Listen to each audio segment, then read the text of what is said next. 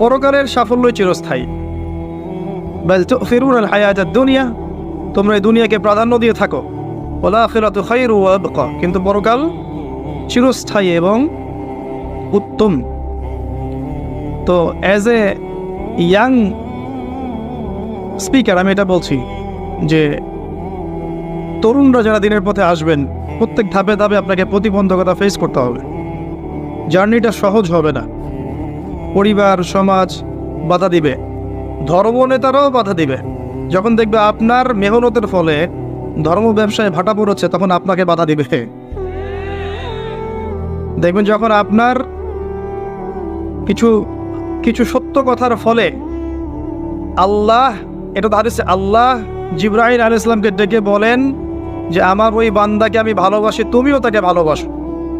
জিবরাইল আলাইহিস সালাম সমস্ত ফেরেশতাদেরকে বলেন আল্লাহ আমাকে বলেছেন আল্লাহ ওই বান্দাকে ভালোবাসেন, আমি ওকে ভালোবাসি, তোমরাও তাকে ভালোবাসো। এরপর ফেরেশতারা দুনিয়াবাসীর উপর ঘোষণা করে যে আল্লাহ অমুক বান্দাকে ভালোবাসেন, জিবরাইল অমুক বান্দাকে ভালোবাসেন, আমরাও এই বান্দাকে ভালোবাসি, হে জমিনবাসী তোমরাও তাকে ভালোবাসো।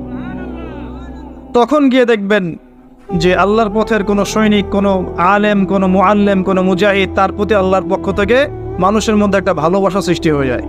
এটা এমনি এমনি হয় না, এটা এমনি এমনি হয় না।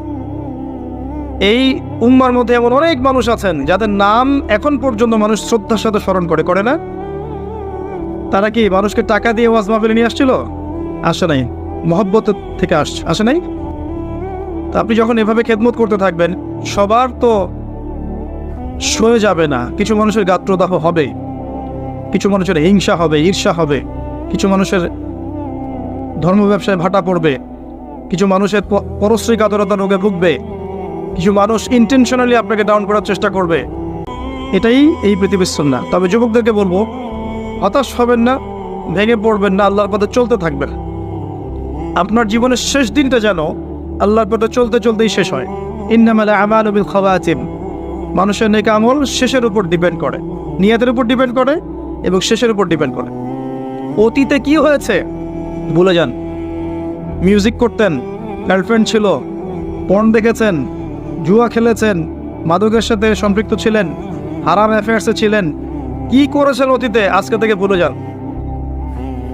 ফ্রম নাও অন, যখন থেকে আপনার কাছে হেদায়েতের বাণী আসবে তখন থেকে তওবা করে নেবেন। বলবেন আস্তাগফিরুল্লাহাল্লাযী লা ইলাহা ইল্লা হুয়াল হাইয়ুল কাইয়্যুম ওয়া আতুবু ইলাইহি।